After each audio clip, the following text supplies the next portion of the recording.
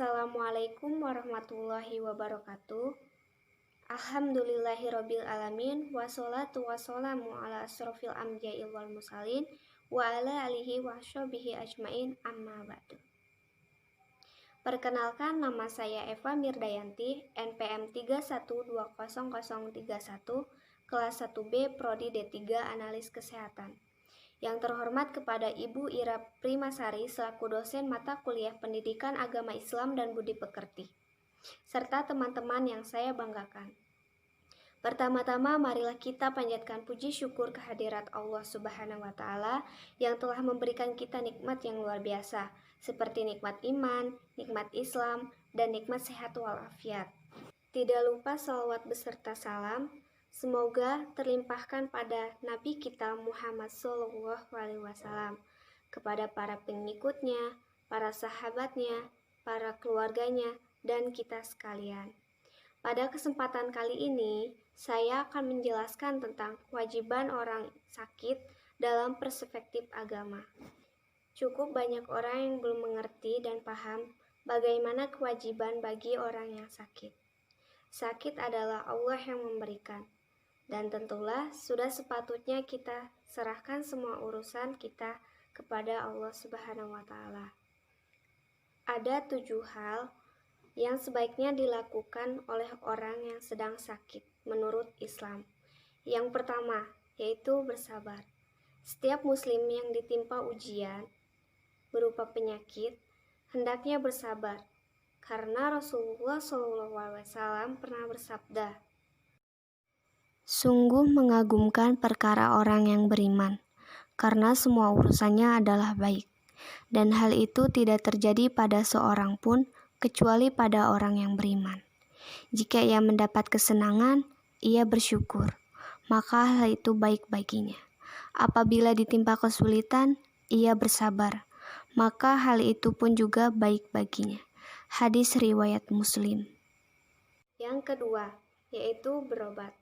Orang yang sakit boleh berobat dengan sesuatu yang halal, dan tidak boleh berobat dengan sesuatu yang haram atau dengan metode yang merusak akidah, seperti datang ke dukun atau ke tukang sihir. Dari Abu Hurairah radhiyallahu anhu dan Nabi SAW, beliau bersabda, "Ma anzalallahu da'a illa anzala lahu shifa'a."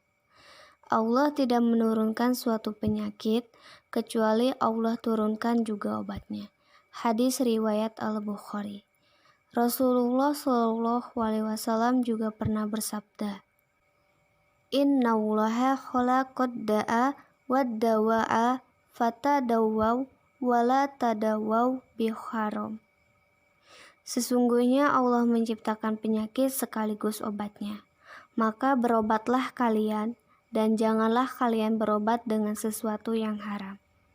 Dikeluarkan oleh Al-Hatsami dalam kitab Majma' Al-Zawaid. Yang ketiga, yaitu bersikap optimis dan tidak mengharapkan kematian. Orang sakit apabila sakitnya bertambah parah, maka ia tetap tidak boleh mengharapkan kematian. Hal itu merupakan tuntunan Islam berdasarkan hadis Ummu Fadl radhiyallahu anha bahwasanya Rasulullah SAW pernah datang kepada mereka tatkala Abbas radhiyallahu anhu atau paman Rasulullah menderita sakit, hingga Abbas berangan-angan ingin mati. Melihat hal itu, Rasulullah SAW lantas bersabda, "Wahai pamanku, janganlah engkau berangan-angan ingin mati, karena sesungguhnya jika engkau termasuk orang yang suka beramal baik, apabila ditangguhkan ajalmu, engkau bisa menambah kebaikan lagi kepada kebaikanmu. Itu akan lebih baik bagimu. Sebaliknya, jika engkau termasuk orang yang suka beramal buruk, apabila ditangguhkan ajalmu, lalu engkau merasa bersalah atas amal-amal burukmu atau menyesal, itu juga lebih baik bagimu. Maka janganlah berangan-angan ingin mati." Hadis riwayat Ahmad. Di saat lain Rasulullah SAW juga pernah bersabda, "La yatamanna ahadukumul mauta wala yad'u bihi min qabli an ya'atiyahu innahu idza mata ahadukum qata'a amaluh. Janganlah salah seorang di antara kalian mengharapkan kematian, dan janganlah pula meminta kematian sebelum datang waktunya. Karena apabila seorang di antara kalian meninggal dunia, maka terputuslah amalnya. Hadis riwayat Muslim. Yang keempat, yaitu berada di antara rasa takut dan harap. Seyogianya orang yang sedang sakit memiliki perasaan takut dan harap, yaitu takut akan siksa Allah Azza wa Jalla atas dosa-dosanya dan berharap akan rahmat Allah Azza wa Jalla kepadanya. Diriwayatkan oleh Anas radhiyallahu anhu bahwasanya Nabi SAW pernah mendatangi seorang pemuda yang sudah dalam kondisi sedang menghadapi sakaratul maut. Lalu beliau bertanya kepadanya, "Bagaimana engkau menjumpai dirimu?"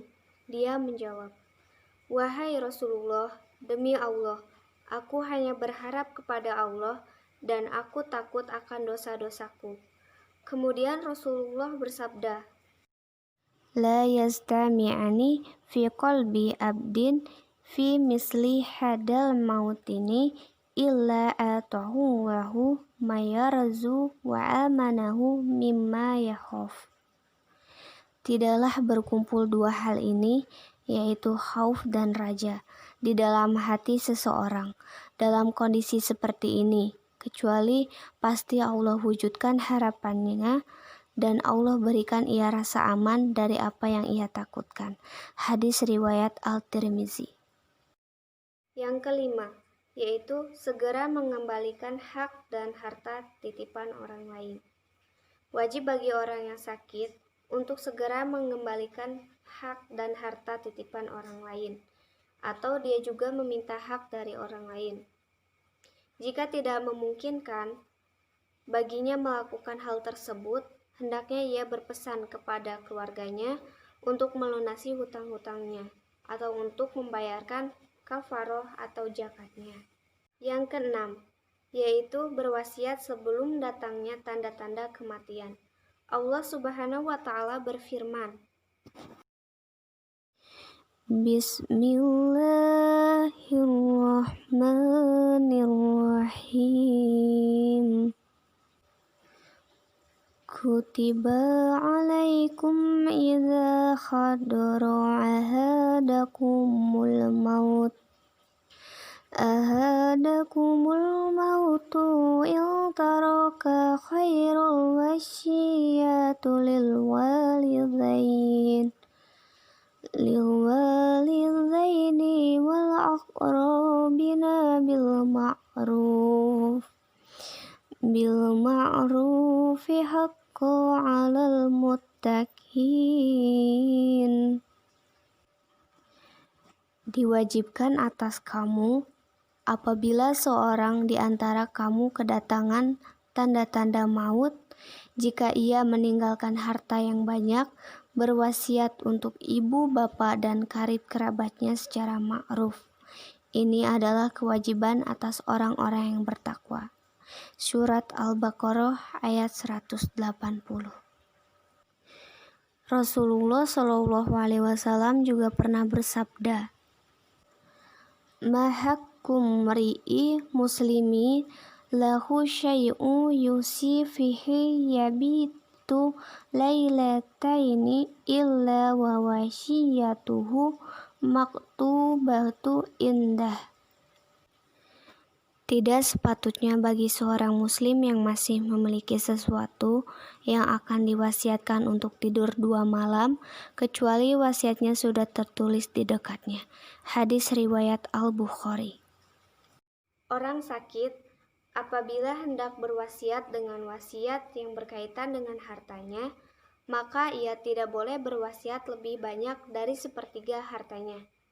Dan hartanya tidak boleh diwasiatkan kepada ahli warisnya.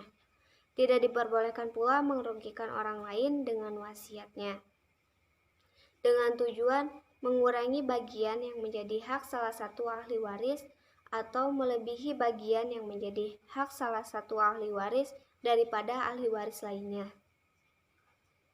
Haramnya berwasiat dengan wasiat yang mendatangkan kerugian atau mudorot bagi orang lain adalah berdasarkan hadis Rasulullah SAW yang berbunyi, "Janganlah mendatangkan mudorot bagi orang lain dan jangan saling mendatangkan mudorot. Barang siapa yang berbuat kemudorotan atau merugikan orang lain, niscaya Allah datangkan kemudorotan padanya." Hadis riwayat Al-Darutni dan Al-Hakim. Yang ketujuh, yaitu berprasangka baik kepada Allah. Apabila ditimpa ujian berupa penyakit dan sakitnya tersebut semakin parah dari waktu ke waktu, seorang muslim diwajibkan agar tetap berprasangka baik kepada Allah Subhanahu wa taala. Hal ini merupakan tuntunan dari Rasulullah SAW berdasarkan hadis riwayat Jabir radhiyallahu anhu. Sami'tun nabiyina sallallahu alaihi wasallam qabla wafatihi bisalasin yaqulu la ya'mutanna ahadukum illa wa huwa yuhsinu billahi dhona. Aku pernah mendengar Rasulullah SAW bersabda sebelum wafatnya, "Janganlah salah seorang dari kamu mati, kecuali dalam keadaan berprasangka baik kepada Allah." Hadis riwayat Muslim. Demikian 7 hal yang harus dilakukan orang sakit menurut Islam. Semoga Allah memberikan pemahaman kepada kita semua dan kemampuan untuk menjalankan perintahnya. Amin ya rabbal alamin. Lebih kurangnya mohon dimaafkan. Yang benar datangnya dari Allah yang maha benar, dan yang salah, khilaf, keliru itu datangnya dari saya pribadi sebagai manusia biasa yang tidak luput dari salah, khilaf, dan dosa. Akhirul kalam, wassalamualaikum warahmatullahi wabarakatuh.